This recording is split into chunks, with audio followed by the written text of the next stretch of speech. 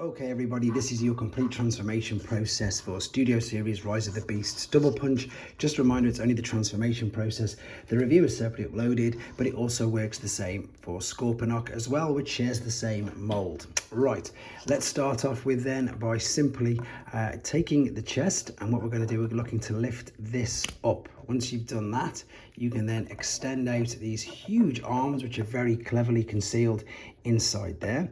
Make sure the chest is still folded up out of the way. And then what we're going to do, we're going to extend out the legs as well, just like that for now. We've got a bit more to do with them in a minute, but what I want you to do is fold the thighs back as you tuck the midsection in, and then this it will fit. This is a test piece, so it might, oh, it's hooked onto my wedding ring. It might be a little bit stiff. So what we're looking to do is create this gap, and then this will slide back like so. That hasn't gone all the way in. What it needs to do is that's better, turn over. It just needed a little bit more force than, if I'm being totally honest, was willing to do. All right, let's take this part of the back of the leg, rotate this at the joint so you can tab this into that huge slot there. So yeah, again, the reason why I do this, if everything doesn't go in straight away, is because, you know, when you get a brand new copy yourself, it might not be free moving, it might not be free flowing, and you might encounter the problems that you're seeing now.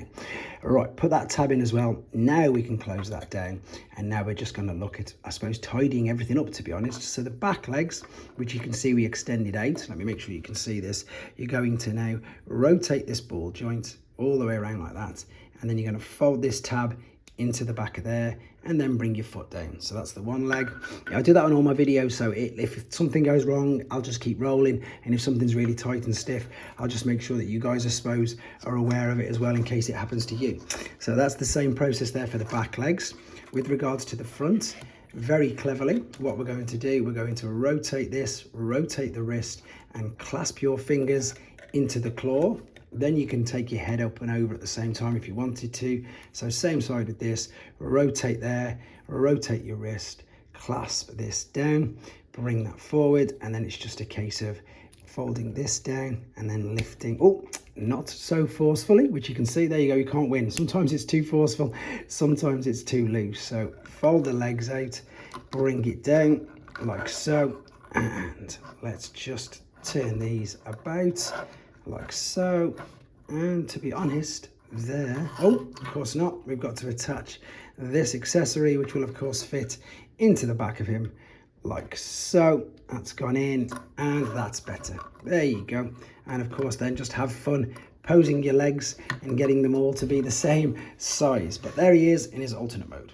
So if we're going to take him back, it is obviously just reversing everything we've done, but I will take the tail off just because it makes it much easier. You can keep it attached, but as I said, it's much easier if you detach it. Let's start off with the chest piece then, and then what we can do is we can cascade out the legs and the lower part of the torso. Don't forget to remove the tabs from the back, grab hold of them, slowly pull it forward, and then just sort of line it up a bit like a seat, a bit like a chair. It'll just rest there for now, because what we must not do is forget to fold the arms in. If you do, obviously it's not too important, you can always undo it and just pull it back out, but you're looking to separate the fists from there. And now if I turn this around, you will see that the shoulders will collapse under there. This tab is quite important because it needs to be vertical, so you can see it underneath there. The same on this side, push this all the way down. You're now going to see this tab again, line up vertical, and then you can close the chest over it, and it will actually tab into either side of them. That's it, and then we can worry about just tabbing that in fully in a second.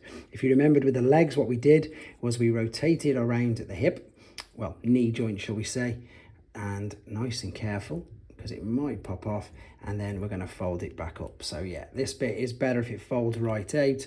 Rotate it around, push it back like so, straighten out the legs, straighten out the feet. We can bring the head down as well now. We can take the back hind legs, fold that back over on that double hinge, well, the one hinge there and the one hinge there. Bring this right the way back, out the way like so. You can then readjust them to have them facing forward if you wanted to. Rotate the shoulder joint to bring you the bicep forward. Rotate the fist around like so. Same principle on this side. Turn and then rotate. And then just pose. Oh, there we go. That's that pain in the bum part there again. So just line it up, push it down, and then clip it into position. And of course, as I say, you can do what you want with the back legs. You can stick that in there, but you can also pop it in the hand as a weapon stroke accessory as well. There you go, guys. Hope this helped you out. Take care.